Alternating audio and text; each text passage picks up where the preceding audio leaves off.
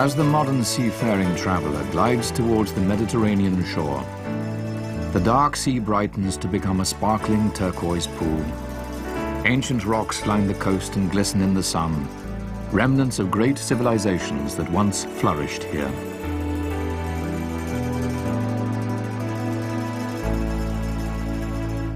The Mediterranean Sea has been nourishing civilization for thousands of years. It is the world's largest sea. Great gods and goddesses once were said to rule these waters and the lands around them. They also ruled the heavens and the mysterious underground caverns where the dead were said to dwell forever. Homer's contemporary Hesiod, writing in about 700 BCE, described a god named Oceanus, who was said to have been the father of all fresh waters. There are many daughters of Oceanus and his wife Tethys, 3,000 nymphs with shapely ankles, who are scattered everywhere over the earth.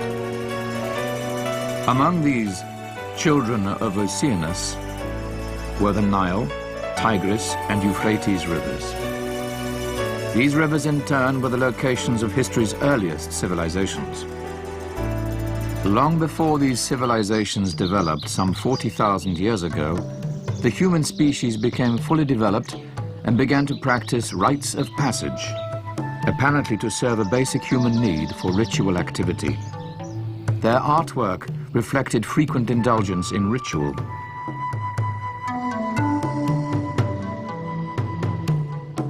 All these images reflected their belief in a world filled with spirits or animae, with which they could communicate.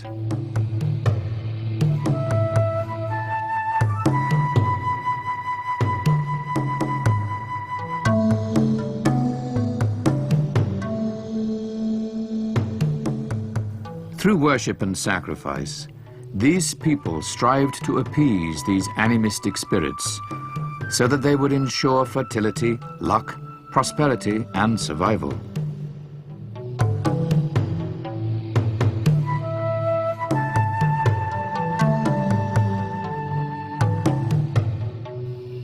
These early humans migrated by foot or by raft around the world, walking or rafting over the shallow passes created by a rising and falling sea level.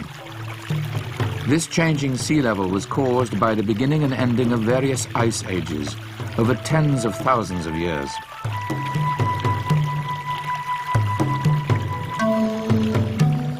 As the first agricultural civilizations emerged, human spirituality also underwent a parallel evolution. The savage animal spirits from the age of hunting and gathering now became domesticated spirits of the farm.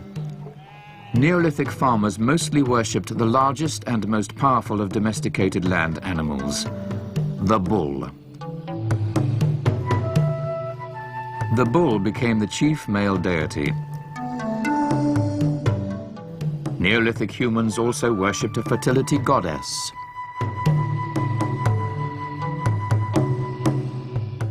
All of this worship was to ensure fertile land and good health for the crops, the animals, and for humans. Above all, the Neolithic farmer wanted to maintain a natural harmony between the earth's animals, its crops, and the sun and the rain that are so vital for fertility and growth. This desire for cosmic harmony was the motivating force behind primitive spirituality. Just as the harvest produced food for the coming season and seeds for the next, death for humans signaled the harvesting and rebirth of the spirit. The harmony of nature was comprehensive, and the sun and moon in the heavens were in a sense believed to represent the bulls and cows on their farms. Ancient rituals reflected this harmony, and no doubt these primitive cultures created myths as a way to explain the cosmic order. In the delta between the Tigris and the Euphrates, the first Bronze Age civilization emerged in about 3000 BCE. These were the city-states of Sumer, and this Mesopotamian civilization marked the beginning of recorded history. One of the world's first historians was an unknown writer who, by about 2000 BCE, wrote a creation poem describing the birth of his homeland, Sumeria. When on high heaven had yet no name, when below the earth had yet no name, there was only Apsu, the primeval sweet water, their father, and Tiamat, the salt water who mothered them, their waters commingled as one. This creation myth survived and spread because some 1,000 years earlier, around 3000 BCE, the Sumerians had invented a system of writing called cuneiform. Cuneiform had been first used to maintain inventories, but then the Sumerians used it to record both their dedications to the gods and their myths as well. That's the remarkable thing about Sumer. Their greatest contribution was probably their language. The language of Sumer and the cuneiform writing system of the Sumerians survived the fall of the Sumerian Empire and went on to be used by most, if not all, of the other civilizations and peoples in Mesopotamia as a scholarly language, just the way that Latin survived the fall of the Roman Empire to become the language of scholars throughout the Middle Ages. They recorded vivid portrayals of gods and goddesses who ruled the heavens, controlled human existence, and determined the course of empires. Sumerian culture was a great advance for human civilization. Urban developments such as Ur, Larsa, and Kish emerged. They created a system of law and government to control the sophisticated irrigation systems that were increasing their farm production.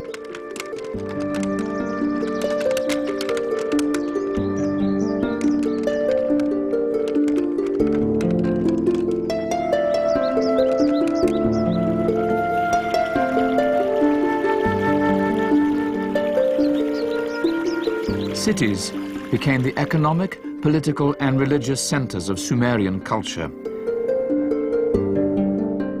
There's little doubt that during the earlier Neolithic period, local chiefs had served as both political and spiritual leaders.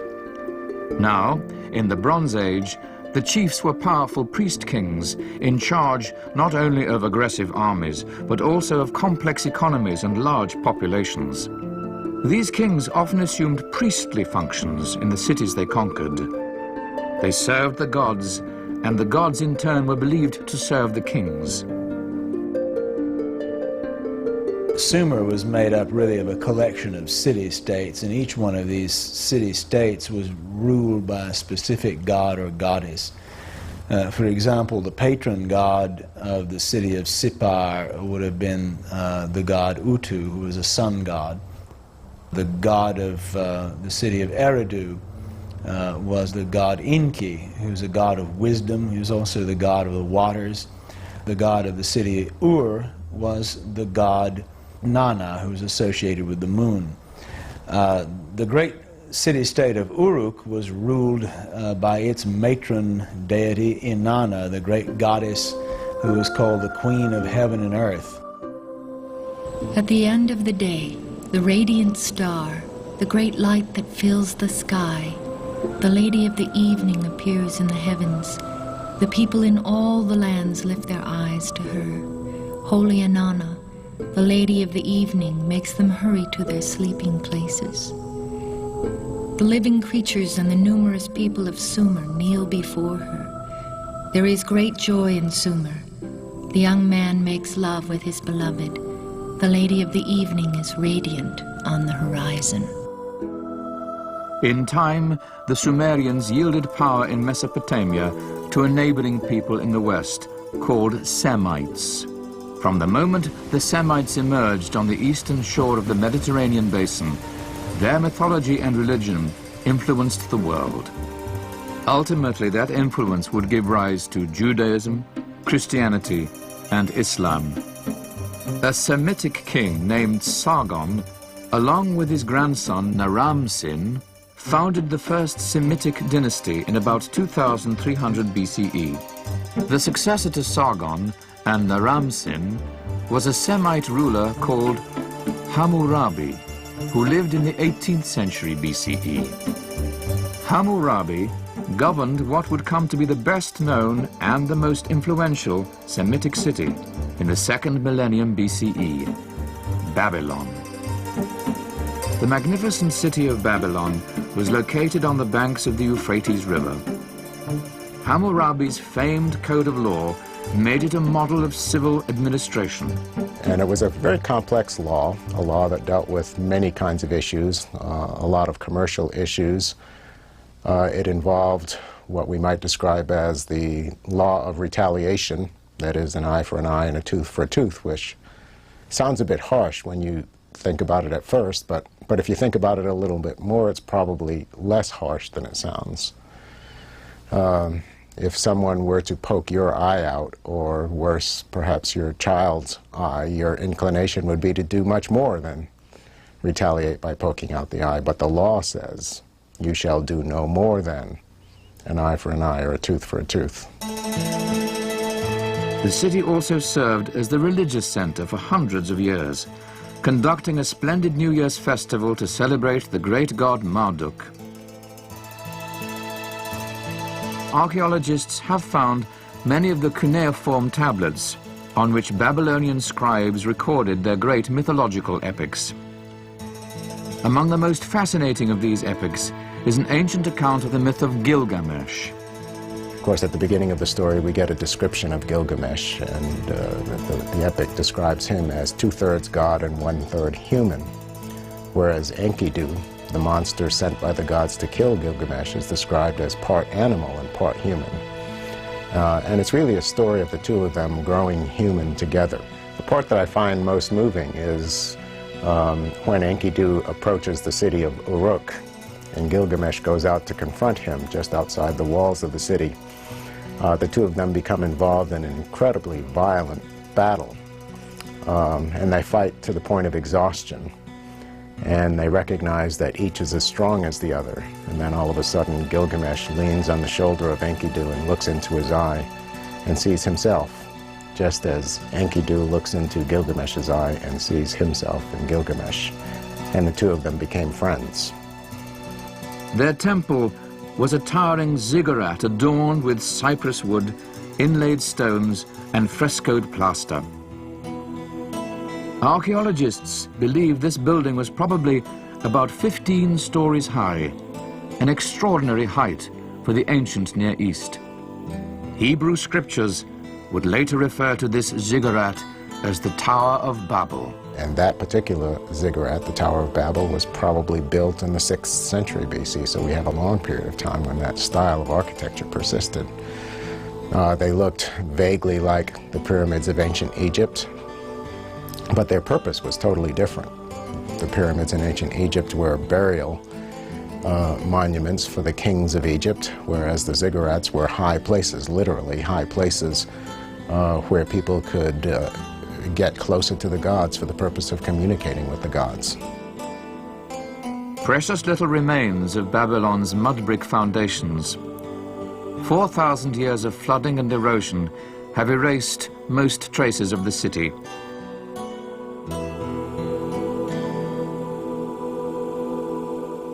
While civilization flourished in Mesopotamia, many miles to the southwest, another mighty Bronze Age kingdom was emerging. King Menes had united Upper and Lower Egypt in 3100 BCE to create the incipient Empire of the Two Lands.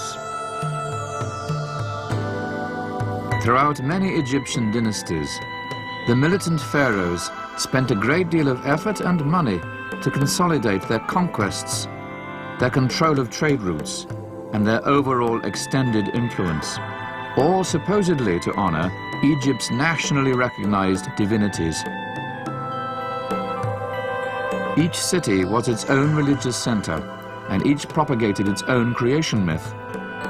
In Thebes, for example, the world was believed to be descended from Amun, who was said to be too great to examine and too powerful to understand. In Heliopolis, worshippers believed the universe had descended from Nu, the primordial waters of nothingness and chaos. Nu lay beyond the sun and the netherworld, surrounding the cosmos. The world as we live in it was said to have begun when Atum, lord of Heliopolis, stood atop a raised pyramid in the form of a sun. These various divinities proliferated in number and function, yet they remained remarkably constant for more than 3,000 years. Many Egyptian gods retained traces of Neolithic animism. While some of these gods were associated with the sun, others were associated with animals. They often were depicted either as animals or as hybrid humans with animal heads. Sekhmet, goddess of war, had the head of a lion. The Sphinx, a hybrid spirit found in Mesopotamia, Egypt and Greece, had the body of a winged lion and a human head, usually female. The surviving Egyptian hymns to the gods reflect a beautiful sense of devotion. For example, one hymn from Thebes is dedicated to Hathor, goddess of the sky and mistress of love. O you lords of the western sky, O you gods of the western sky, O you who rule the shores of the western sky, who rejoice in Hathor's coming, who love to see her beauty rise, I let her know. I say at her side that I rejoice in seeing her. My hands do come to me, come to me. My body says, my lips repeat holy music for Hathor, music 1,000,000 times because you love music. 1,000,000 times music to your spiritual double, your Ka, wherever you are. Over several millennia, Egyptians maintained an unwavering focus on the afterlife. The afterlife offered every person the ideal of spiritual immortality. It served to stabilize their lives, their culture, and their kingdom. Well, it really amazes me how consistent the Egyptians were when you look, for example, at their style of art, which, with very few exceptions, was quite consistent for that entire 3,000-year period of ancient history. And I think the reason is that the Egyptians placed a very high value on permanence and timelessness. They worked really hard at it. Can you think, for example, of any architectural style that would be more lasting than a pyramid? The Egyptians worked very hard at preserving the bodies of the dead through the process of mummification. Egyptian families spent fortunes on mummification to preserve the body for eternal life, and they maintained tombs for several generations after the deceased had entered the kingdom of the dead. The Egyptians called the physical body the Chet, the spiritual body was the Sah, and the heart was called the Ib. They believed that in burying the body, the Chet, they also buried the Sah and the Ib, that is the spirit and the heart. The image of the deceased was called the Ka, and it was not believed to be buried. The Ka usually was thought to be housed in statues of the deceased, and it received the offerings of food, wine, oils, and burnt incense. Often priests and even whole chapels were assigned to the Ka of a deceased person. Egyptian religion also recognized the Ba, or soul, the Chaybit, or shadow, the Khu, or intelligence, and the Sechem, or form. Such conceptual richness and depth testifies to the strength of the Egyptian attempt to comprehend the afterlife, which supplanted other religious ideas like belief in a future golden age on earth, or belief in the end of the cosmos. The 13th century BCE was a fateful time for the Egyptians, now persistently attacked by various peoples of the Mediterranean Sea, and the Egyptian Empire entered a period of eclipse for several hundred years. Sometime around 1600 BCE, a second wave of Semitic tribes began to flourish to the west along the eastern coast of the Mediterranean. This was the area that later would be variously called the Levant, Syria-Palestine, or Canaan. These Semites also have been known by tribal names like Phoenicians, Canaanites, and Hebrews. The Phoenicians lived mainly in the cities of Tyre and Sidon, along the central part of the coast. However, they were not at all content to remain at home. As a nation, They never mounted massive expeditionary forces or controlled vast military empires. They conquered the Mediterranean with merchant ships and colonists. Over 1,000 years, Phoenician ships and colonists spread to Cyprus, Greece, Sicily, Malta, North Africa, and Spain. They even expanded beyond the Straits of Gibraltar, known in ancient mythology as the Pillars of Hercules. They gathered tin from the mines in Cornwall, a part of modern England, and they ventured into the South Atlantic towards the equator. On their frequent voyages around the Mediterranean, the Phoenicians carried two important non-commercial exports: their alphabet and their religion. Their alphabet, the first ever to be invented, emerged in about 1400 BCE. It was a vast improvement over the cumbersome, imprecise cuneiform and hieroglyphic writing systems of Mesopotamia and Egypt. The Phoenician alphabet would later become the basis of the Greek and Roman alphabets, and it inspired the later development of the English alphabet. The main Phoenician god was Baal, or Bel. Well, the term Baal actually refers to a number of fertility gods of the Canaanites and the Phoenicians. The Canaanites were primarily agricultural people, and so they worshipped a variety of agricultural gods and fertility gods. Baal was the god of storms and the god of rain. And as the god of rain, he fertilized the cattle in the fields, for example, by his rain to make the cattle fat. We learn an awful lot about these Baal gods in Phoenician texts from the royal city of Ugarit.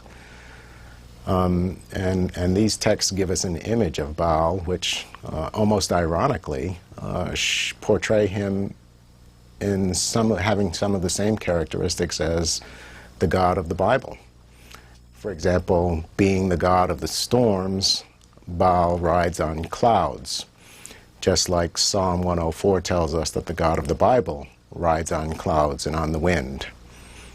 Baal, like the God of the Bible, was a judge and ensured justice. And I think these close parallels suggest that the ancient Israelites, especially during the 8th and 9th centuries, really struggled within themselves for their allegiance to one God or the other God. The Hebrews later migrated to what the Bible calls the land of milk and honey.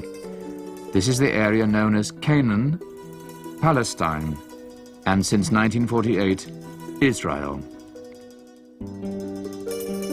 Amid the turmoil of the 13th and 12th centuries BCE, a number of Hittite cuneiform letters mention a group of people from the west named the Ahiawans.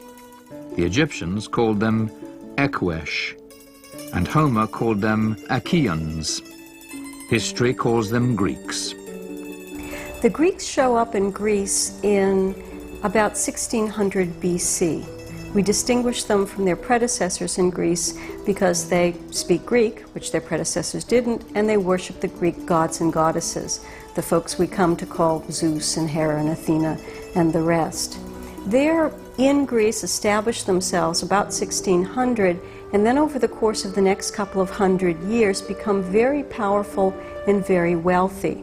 A lot of that power and wealth is based in their military skills and being able to fight well against invaders and more, actually, often foreign shores as mercenaries, and also their wealth comes from trade. And in that way, they're very much like the Phoenicians, trading especially in the Eastern Mediterranean and in the West, too. We know that these Bronze Age Greeks went as far west as Italy because we have some of their pottery there, just as we have some of their pottery in the eastern part of the world. Archaeologists have found that these Bronze Age Greeks, usually called Mycenaean Greeks, traded and fought throughout the Mediterranean basin.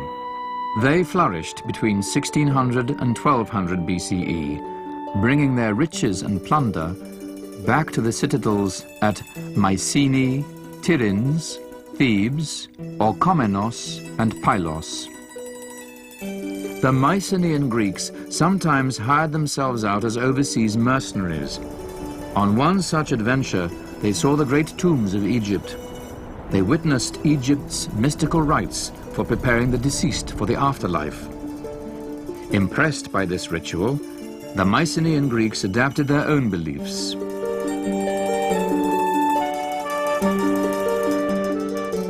By the end of the 13th century BCE, the Mycenaean citadels, the Hittite capital in Anatolia, and the Mesopotamian city of Ugarit lay in ruins. Pirates roamed the Mediterranean, and the great Bronze Age civilizations had collapsed under their own militaristic weight. It would be centuries before Greece would exhibit anything stronger than a faint pulse. It's a matter of great scholarly debate as to why the Dark Age occurred, why it was that these great political and administrative and military centers around Greece collapsed.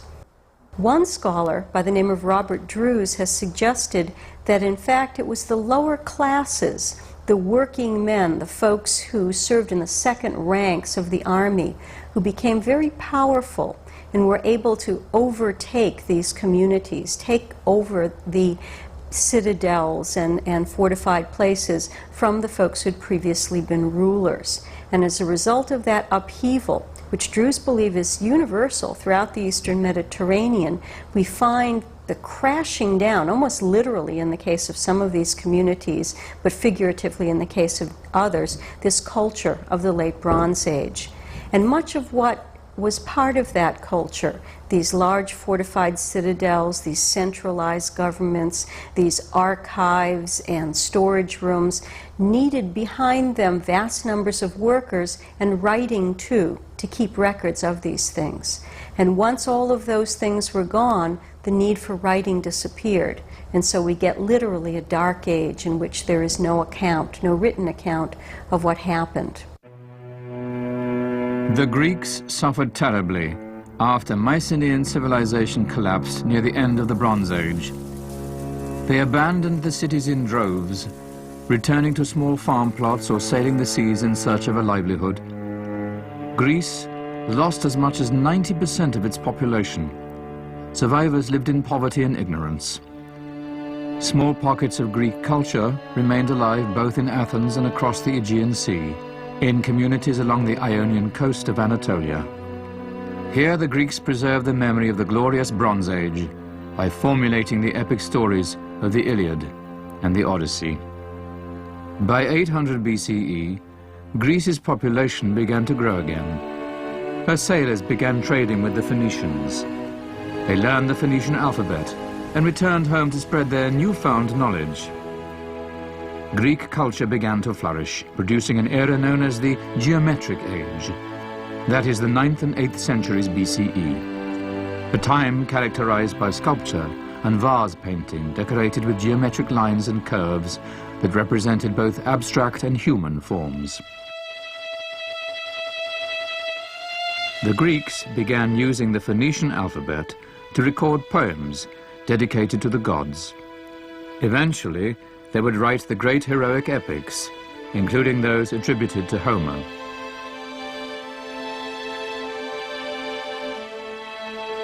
Although the Greek city-states were highly competitive and bellicose, they began meeting together every 4 years in newly established pan-Hellenic sanctuaries, which essentially were national gathering places.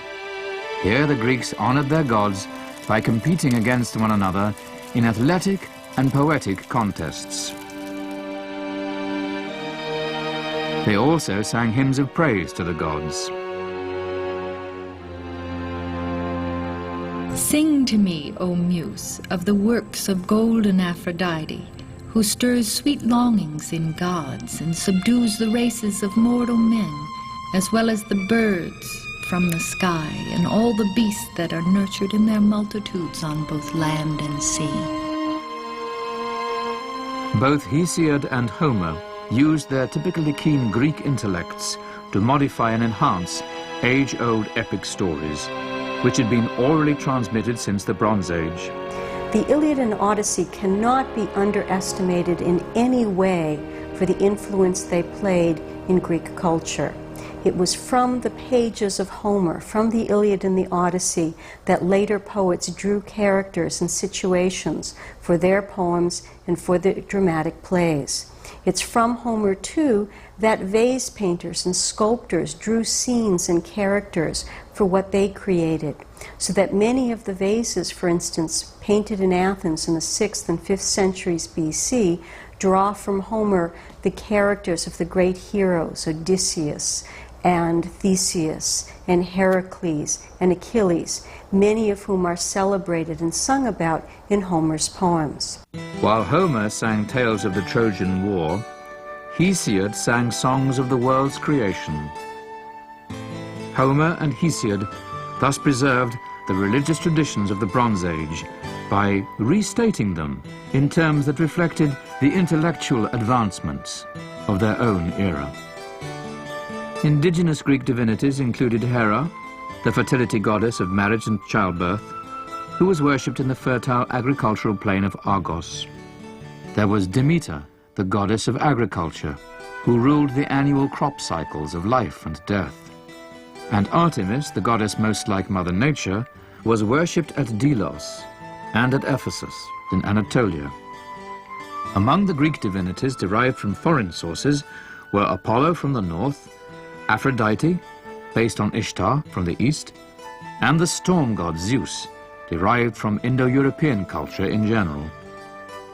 A century or so after Homer, the Athenians, in about 600 BCE, would collect these and other divinities into a canonized pantheon of 12 Olympian gods. As Greek culture continued to flourish, the Greek gods increasingly came to be creations of art, rather than inspirations for worship. The Greeks learned from Egyptians how to build huge temples of stone. But these temples weren't congregational halls. They were lavish buildings to house statues of the gods. The Greeks decorated these temples with carefully carved fluted columns, pedimental sculptures over the entrance and the rear, and a beautiful cult statue inside. Inspired by Egyptian architecture and driven by innate artistry, the Greeks sought pure form and line. They found the perfect construction material for their art right at home, in their own native marble. It took a century or two for the Greeks to perfect their techniques with marble. Then the Athenians summoned a great deal of energy, money, and artistic skill to build what was perhaps the most magnificent temple ever built, the Parthenon. On all four of the Parthenon's exterior sides, square relief sculptures glorified Athens and her gods. Inside, the Parthenon was enclosed and dark. Solid marble walls shut off the exterior colonnade, and the interior space was greatly reduced. Here was an enormous statue covered in gold and ivory, an image that towered over visitors. This was Athena Parthenos, the goddess of wisdom, whose name means Athena the Virgin. Pallas Athena, I shall thee sing, the glorious goddess whose eyes gleam, brilliantly inventive, her heart relentless, formidable maiden, guardian of the cities. Now and in another song, I will remember you.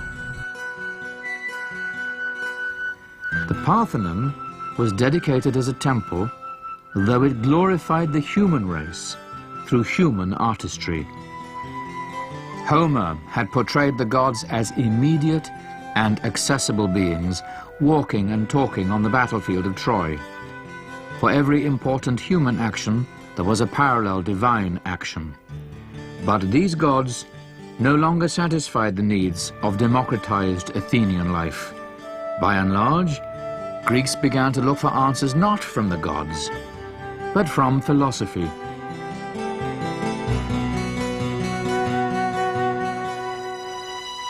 At this point in history, about the 4th century BCE, Greek culture, religion, and philosophy was relatively free of outside influence.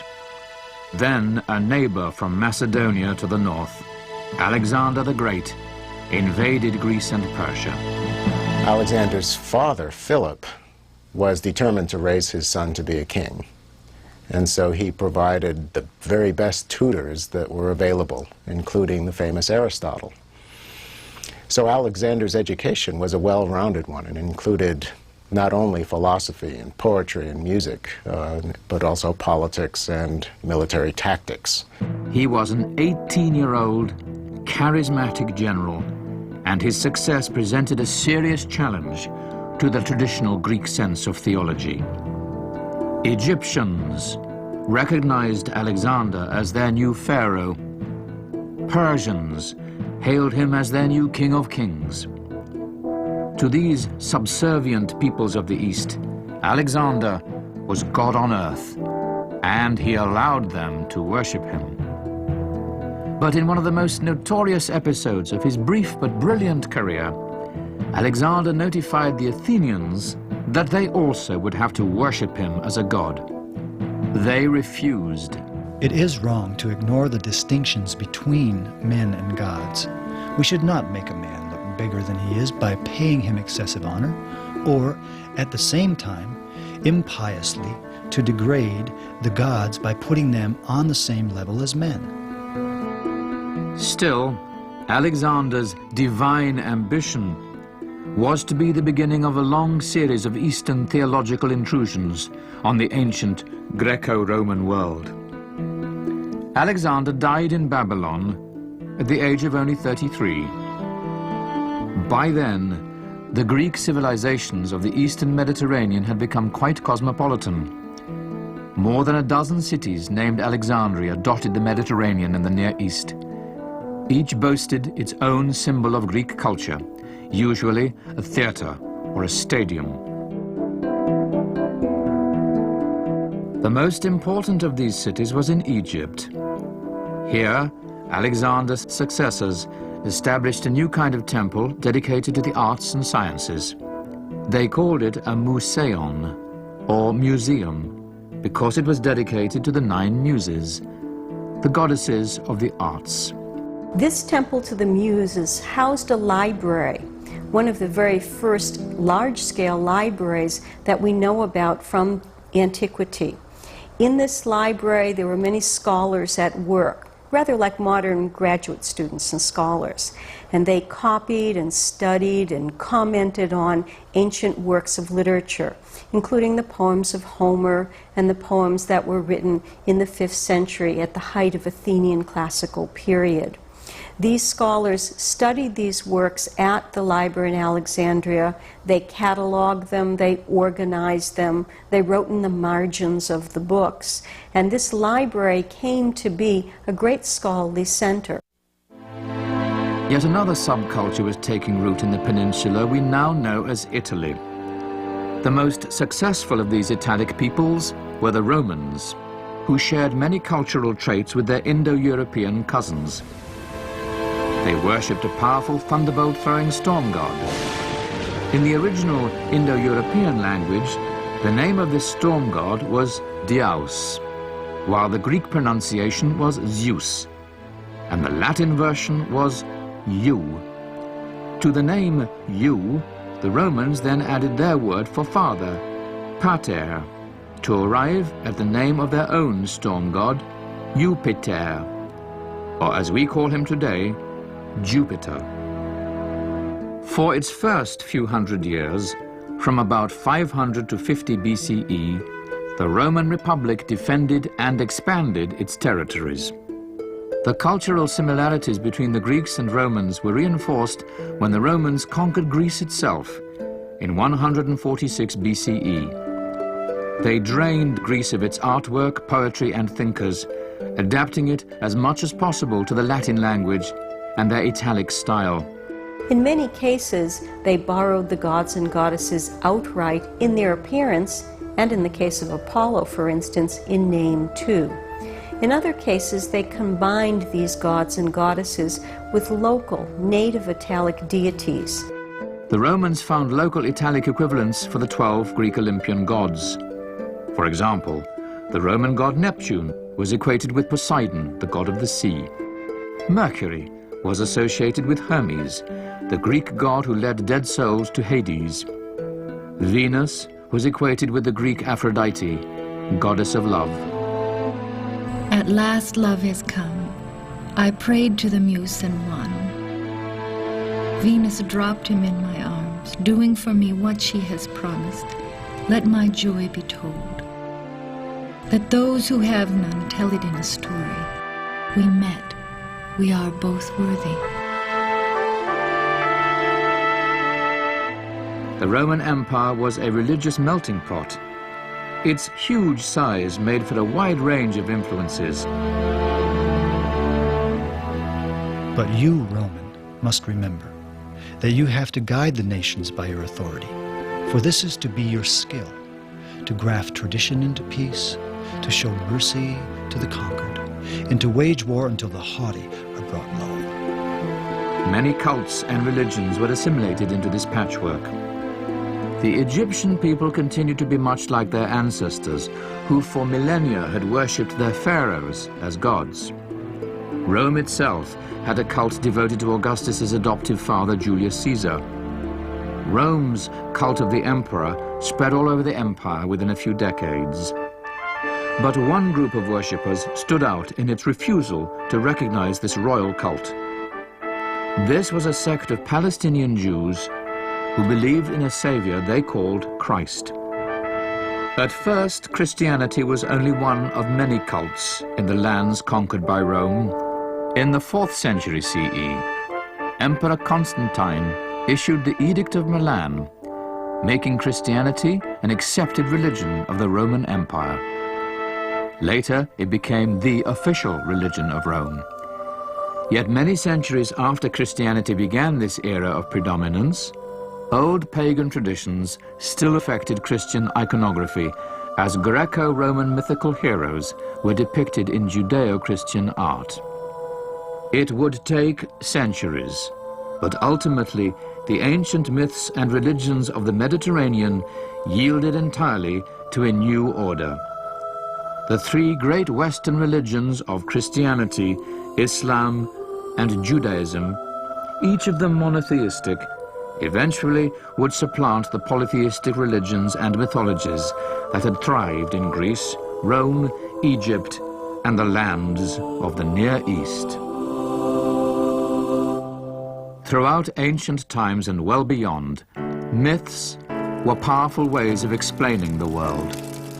Myths, at least, attempted to explain what people otherwise could not understand. In symbolic or spiritual terms, the insights of ancient mythology sometimes rival or perhaps exceed the most profound theology of our modern scientific age. Few now worship the mythological deities of early Mediterranean civilization, but the beliefs and commitments formed at the dawn of Western history still shape us in powerful yet invisible ways.